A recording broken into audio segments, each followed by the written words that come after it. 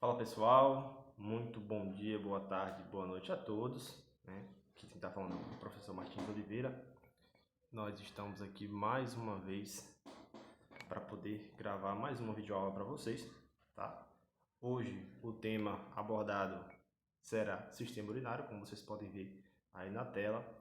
Vou pedir de antemão desculpa a vocês pela demora e também pela forma de gravação do material, tá? Estou testando novos aplicativos, testando novas formas de ficar mais interativo, de aparecer para vocês também aqui, né? Vocês verem meu rosto e conseguir interagir melhor com vocês, tá bom? Então, querendo ou não, é uma aula teste para esse novo aplicativo que eu estou usando diretamente no celular. Tentei fazer no computador para conseguir transmitir uma live em que vocês pudessem participar, perguntar, só que não consegui por algumas limitações técnicas que eu não entendo, tá? Tentei usar o OBS e não deu certo. Então, eu fui tocando aqui no celular, tinha um gravador de tela, mexendo nas configurações, eu vi que tem a possibilidade de ativar a câmera e gravar a tela do celular e apresentar os slides, tá? Para você com o celular de uma forma mais simples e talvez melhor. Você viu que eu dei uma melhorada nos slides aí, coloquei um fundo de quadro para ver se fica um pouco mais didático e com aparência melhor para vocês, tá bom? Tô aqui com o meu cafezinho, vamos dar início à aula, tá? Então hoje eu vou falar sobre sistema urinário, depois talvez eu possa abrir uma enquete com vocês ou fazer uma videoconferência através do Zoom em que esclareçam algumas dúvidas para vocês, porque é um tema muito interessante, tá? E agora finalmente eu acho que vou conseguir fazer o que vocês desejam, tá bom? Vamos lá. Já dando início, sempre quando eu tento falar sobre algum sistema para vocês, eu falo sobre a definição desse sistema, né? Do que ele é constituído, o que o define. Então, basicamente, o sistema urinário é constituído por órgãos uropoéticos, que são responsáveis por fazer o sistema de micção, né? O sistema de excreção de substâncias, tá? A produção de urina, tá? Então, todos esses órgãos que envolvem o sistema urinário são responsáveis por fazer tanto a produção quanto a condução, o armazenamento e a excreção da urina, tanto no sistema masculino quanto no sistema feminino. Tá? A diferença vai ser o órgão mesmo genital na hora da excreção, algumas diferenças particulares, mas as estruturas são semelhantes, tá bom? A parte interna em si ela é semelhante, só tem algumas especificidades de diferença entre homem e mulher, tá? Então, eles praticamente, como eu falei, produzem e armazenam a urina e a secretam também, né? Então, que é a formação dos rins com a bexiga. O rim produz, a bexiga armazena para o momento certo de ser excretado. Desculpa. A urina, propriamente dito, ela é formada por ácido úrico, ureia, sódio, potássio, bicarbonato e etc. Tá? Então gravem aí do que é formada a urina, ácido úrico, ureia, sódio, potássio, bicarbonato e etc. e tal, tá bom? Vou passar aqui para vocês. De vez em quando você vai ver meu dedo passando aqui na tela, tá? Na câmera, é porque eu vou precisar rabiscar ou fazer alguma coisa aqui para vocês, tá? Então, como que é feita essa divisão? A divisão desses órgãos é um sistema extremamente pequeno, a meu ver, e muito simples e muito fácil de conseguir aprender sobre esse sistema, tá? Então, é constituído por órgãos secretores que produzem a urina, tá? Que é propriamente dito os rins, e os órgãos excretores, que são encarregados de processar a drenagem da urina para fora do corpo, beleza? Então, basicamente, deixa eu mudar aqui o meu lado. Os órgãos secretores da urina são o rim, tá? E o uréter, beleza? O rim produz a urina. Como, professor? Como que o rim produz a urina? Lembra que os nossos rins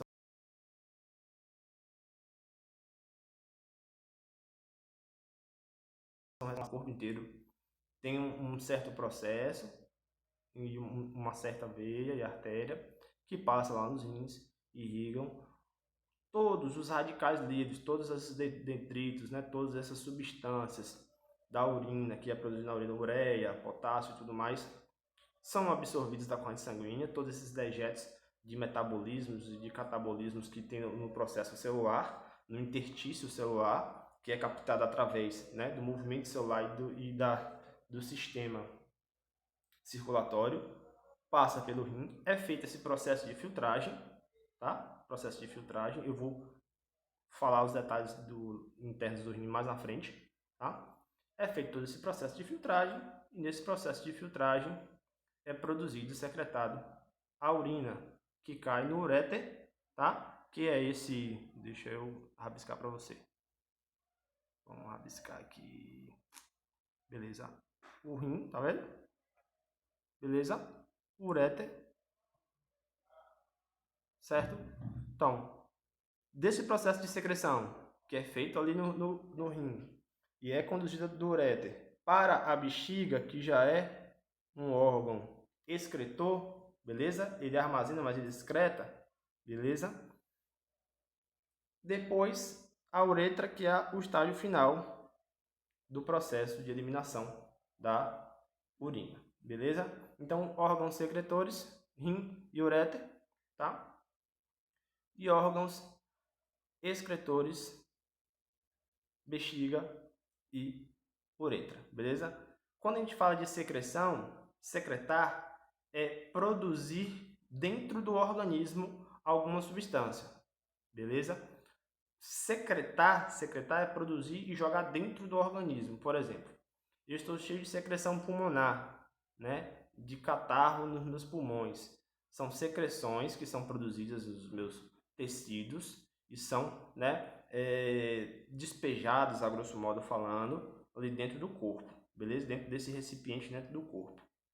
A partir do momento em que esse líquido, esse fluido, essa substância sai para fora do ambiente, ele é chamado de excreção, beleza? Então o suor, ele é um processo de excreção de líquido, excreção porque é para fora, com o intuito de promover a homeostase térmica do nosso corpo. Por isso nós transpiramos, tá? Para tentar promover um equilíbrio de calor.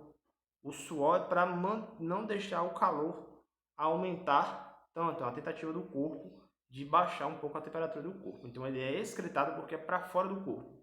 Tudo que é exógeno, né? Ex é fora, para fora ou vindo de fora, beleza? Tudo que é secretado é de dentro para dentro de outra estrutura, beleza? Então os hormônios, um exemplo, são secreções, são secretados hormônios das nossas correntes sanguíneas. Quando eu falo de excreção, eu estou falando de jogar para fora todo esse líquido, toda essa produção que é feita. Beleza? Deixa eu apagar aqui para vocês, para a gente dar uma continuidade. Beleza. Então, vamos continuar. Beleza? Então, basicamente, falando para vocês, nós temos rim, uretra, bexiga e uretra. Beleza? Passando. Boa. Vamos lá. Essa é a divisão básica, tá? Macro do sistema urinário: rim, uréter, bexiga e uretra. Agora nós vamos para a especificidade de cada um dessas estruturas, desses órgãos que tem dentro do sistema urinário, para vocês entenderem melhor, tá bom? O rim basicamente ele é direcionado, né? Ele é em par, tá? Tem basicamente essa forma de feijão aqui, como vocês podem ver, tá bom? Essa forma de feijão, como vocês podem ver aqui, parece realmente um feijão mesmo, tá? Tem a cor vermelho pardo, tá? E está entre a 11ª costela e a vértebra L3, beleza? Tem aproximadamente 11,5 centímetros, 11,25 centímetros de comprimento e de 5 a 7,5 centímetros de largura, tá? E além disso tem cerca de 2,5 centímetros de espessura, tá? A disposição dos rins, deixa eu apagar aqui para vocês. A disposição dos rins, ela é realmente da forma que vocês estão vendo nessa imagem aqui, tá? realmente, vou colocar uma outra cor, realmente dessa forma aqui. Um rim esquerdo sempre é um pouco mais elevado e mais estreito com relação ao rim direito. Percebam que o rim esquerdo ele é mais achatado, compacto, mas menos espesso. Já o direito ele é mais abaulado, tá? É apenas uma colocação anatômica, um posicionamento anatômico, isso não indifere em nada, beleza? Isso também não significa que, professor, eu fiz um exame e o meu rim direito está mais acima com relação ao esquerdo. Tranquilo, é como eu falei, cada indivíduo tem a sua particularidade, beleza? Então, não necessariamente a pessoa pode seguir esse padrão. É um padrão comum do rim esquerdo ser mais elevado que o direito e o rim direito ser um pouco mais avantajado que o esquerdo. Mas existem pessoas que podem ter o contrário, existem pessoas que podem nascer apenas com um rim, tá? Isso é um déficit genético, tá? Aí a gente se pergunta, professor, eu tenho 2 rins, então isso significa que eu preciso dos 2 rins para poder sobreviver? Olha, para um adulto ser saudável e conseguir sobreviver bem, faça necessário que ele tenha os 2 rins, beleza? No entanto, se a pessoa perder um rim, o outro rim vai trabalhar de forma dobrada para conseguir manter todo o nosso sistema em homeostase, para tirar todo esse excesso de ureia, excesso de potássio que tem no corpo, né? Excesso de ácido e tudo mais para ser secretado na urina. Ele vai ter que trabalhar em dobro, ou seja, esse rim que restar, ele vai trabalhar de forma excessiva. Então, por conseguinte, quando eu levo o meu sistema ou um tipo de tecido a um estresse além do normal, esse tipo de tecido ele pode aumentar o seu volume, que é o que a gente faz na musculação. Lembra do 100% da musculação por conta disso. Quando você pega uma carga maior, né, em diferentes estímulos de alavanca para grupos específicos de músculos, você gera microlesões e essas microlesões, por conseguinte, vão ser reparadas por mais células musculares. E essas células musculares vão fazer com que você tenha um aumento da hipertrofia muscular. Não é diferente nas vísceras, tá? Então, se eu perdi um rim, vamos, por exemplo, o rim esquerdo, né? Tive um problema lá, tive que tirar o rim esquerdo, um tumor, tirei. O direito vai ficar, ele vai trabalhar em dobro, tá? Você vai conseguir sobreviver, porém você vai ter que ter uma alimentação mais balanceada, vai ter que ter um acompanhamento médico. Se você for jovem, melhor ainda, porque ele vai se adaptando. Agora, professor, eu tenho já 50 anos de idade e perdi um rim. Dependendo do estado do outro rim ou do seu estado de saúde, isso aí eu já não sei tanto, mas o médico, será necessária a doação de um outro rim para que você consiga sobreviver. Ou às vezes tem indivíduo também que perdeu um rim, tem o outro, não se cuida, né? Acaba perdendo ou tendo um déficit desse último rim que sobrou. Aí vai precisar de um doador. Geralmente o doador tem que ser alguém da família, porque vai ser compatível com a questão do tipo sanguíneo e da aceitação dessa nova estrutura no sistema, tá? Um episódio muito interessante que retrata essa questão dessa importância é no Simpsons. Tem um episódio no Simpsons em que o Homer parece que precisa de um rim, não sei se é o Homer, que seria o doador. Eu vi um episódio assim uma vez. Se vocês quiserem dar uma olhada, é só dar uma olhada depois. Então essas são as particularidades que a gente tem com relação ao funcionamento e fisiologia do rim, tá? Só por desencargo de interesse, de conhecimento que eu quis colocar para vocês, beleza? Então, o que a gente tem aqui de particularidade dos rins? Vamos lá? Em par, são em 2 geralmente, mas não significa que vai haver sempre essa regra.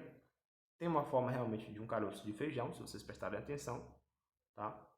Tem a cor vermelho pardo, está entre a 12ª, 11ª e a costada de 3 e todas essas especificidades que tem aqui no slide. Vamos passar? Porém, entretanto, todavia, como todo órgão do sistema, os rins têm algumas particularidades nas suas estruturas, tá? Na sua configuração externa, na parte externa, como a gente vê aqui na imagem, tá? Nós podemos observar, deixa eu ver se eu coloco num lugar melhor aqui. Não vai. É assim mesmo, depois eu troco de lugar. Nós podemos observar que ele também possui um hilo renal. Lembra que eu falei lá no sistema pulmonar que existe um hilo pulmonar, que é o local em que as artérias e as veias se encontram e adentram dentro da víscera. Lembra que eu falei para vocês? Então, aqui não vai ser diferente.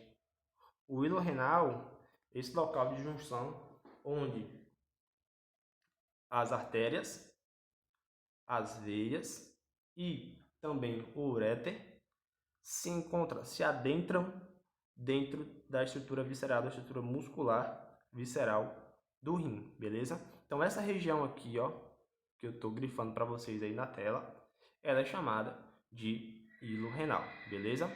É a região onde a gente tem a artéria, veia e pelve renal, beleza? A pelve renal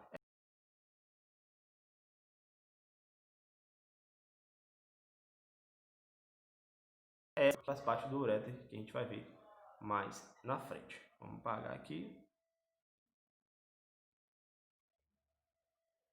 Pronto. Descendo mais um pouco, nós temos duas faces, beleza? Nós temos a face anterior e a face posterior do rim. A face anterior, esse rim aqui que a gente está vendo é o rim direito, tá? Você vê que ele é mais volumoso. A face anterior, essa que a gente está vendo aqui, é toda a face anterior. Na posição posterior, que fica com relação nas costas aqui, nos músculos das costas, nós temos a face posterior. Face anterior, face posterior, tá bom? Nós temos também duas bordas, uma borda medial e uma borda lateral. Toda a borda medial, porque é a parte interna, e toda a borda lateral, porque é a parte externa. Mais uma vez, a gente voltando lá do início das nossas aulas, em que eu falei para vocês que era interessante a gente saber todas as nomenclaturas para poder situar e saber o nome das estruturas. Borda medial, mais próximo da linha medial. Borda lateral, mais externamente, beleza? Temos duas extremidades, também. Tem uma extremidade superior e a extremidade inferior, beleza? Superior e inferior. Recapitulando para vocês. Externamente, nós temos uma configuração. Qual é essa configuração? Tá? Hilo renal, como eu falei para vocês, onde adentram tanto a artéria, veia e pelve renal. As faces anterior e posterior, as bordas medial e externa e lateral, ou externa, desculpa, e as extremidades tanto superior quanto inferior, beleza? Vamos passar, tá? Deixa eu ver se eu consigo diminuir aqui. Tá. Vou dar uma pausa aqui, gente, só um minutinho para vocês.